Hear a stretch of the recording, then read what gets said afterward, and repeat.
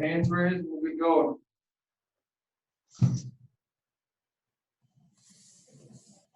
Mitch Forty from Power Mizzou. Go ahead, Mitch. One of the hallmarks of Arkansas's defense this season has been its ability to get interceptions. From your perspective, what do they do so well in order to do that, and how do you combat that on Saturday? They do a really good job of reading the quarterback's eyes. They play a lot of zones, so have their eyes on the quarterback, and they just make plays. We just got to stick to the game plan and execute and kind of deceive the defense. Andrew Kaufman, KMIZ, go ahead. Hey, Connor, your first career start came against Arkansas last year. I guess, lots happened since then, clearly, but where have you grown the most, and what have you seen your progress since that first start? I think the biggest progress is just becoming a leader in the offense. Obviously, new coach and new offense, but just becoming a leader and with the offensive line, with the wideouts, just growing relationships with them, building timing with the wideouts and the running backs, and just kind of being more comfortable going out every Saturday and performing. Jack Sobel, the man eater, go ahead. Connor, the way Coach Drinkwitz described the Arkansas defense, it sounded pretty similar to the way you described the Kentucky defense. So my question is, what can you take away from being successful in that game and apply it to this game about how to deal with an opportunistic defense?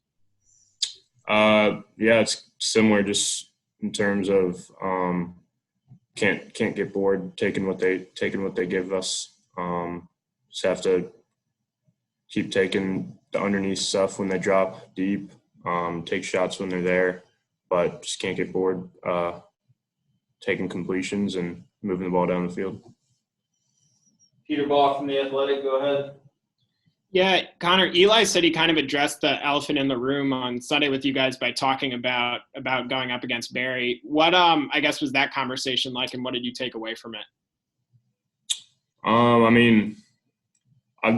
The way I think of it is, yeah, it's going to be, I guess, weird playing against him since he was technically my first college coach. But the way I look at it this week is that I'm not playing against him. I'm playing against the players that are going to be on the field. Yeah, he's coaching them. He's the defensive coordinator. But this offense and myself are playing against Arkansas's players. So. Eric Blum from The Trib, go ahead.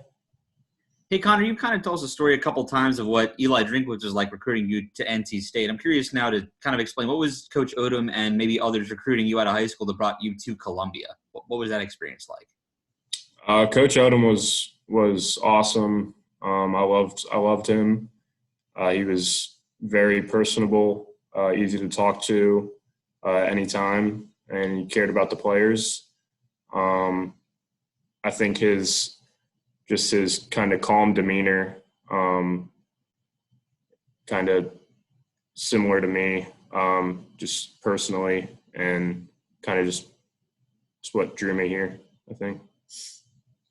Bob Holt, you're up next. Hey, I'm from the Arkansas Democrat Gazette, so I cover Arkansas. Hey, follow up on Barry Odom. I mean, he's scheming this week to stop you. Do you think the fact he recruited you, he coached you, he has a little edge there? Is it weird to think about that he's, plotting against you, and I guess you're plotting against him too? Yeah, I mean, he's going to have a little edge on me and the guys that he's coached in the past, but we still have the same defensive staff that was here last year, so we'll have a little edge on what he does. So it's a little bit of both sides. Max Baker from the Missourian, go ahead.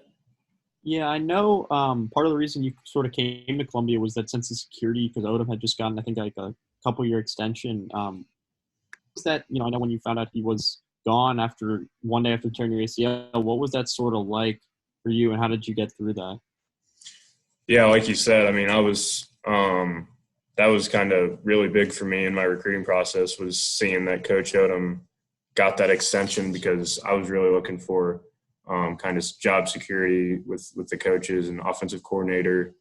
But I mean, life's about change, so you just adapt to it and make the most of your opportunities. And I think it worked out for the best for me where I am now. Colin O'Brien, go ahead.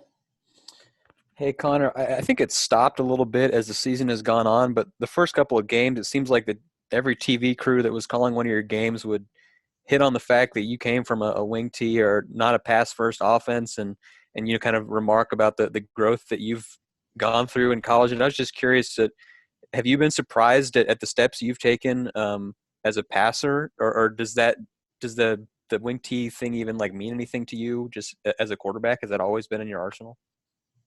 Yeah, I wouldn't say I've been surprised. I knew that I had the talent to do it since high school. I just didn't do it in high school. They just didn't let me do it in high school. So I could do it then, but I didn't. But I knew I could. It was just a matter of time of getting in a college offense and learning the playbook and showing what I can do. Suichi Terada from the Star, go ahead. Kind of just wondering, does how you play the game change at all, knowing that Sean's maybe not available and your backups right now as a true freshman, you just don't want to maybe put him in kind of a bad situation if you have to go out? No, that never crosses my mind. I play have the same mindset going in. I'm not playing to not get pulled or whatever you want to call it. I'm playing to win. So. And it looks like we'll close with Dave Matter. Go ahead. Connor, Coach Drinkwitz has tried to add some new traditions, things you guys do after games. I know you're not a big rah-rah guy, but can you appreciate, you know, that effort to try to just give you guys some new things to do? I mean, what's that been like? Yeah, I love it. I think it's really cool how he's kind of starting his own traditions here, which I hope he's here for 15, 20 years as long as he coaches, just so those traditions can hold up. And I love it. Yeah, like you said, I'm not into all the rah-rah stuff, but I love seeing people do it, and it's cool. Yeah. All right, that'll do it for Connor. Thank you. Everyone.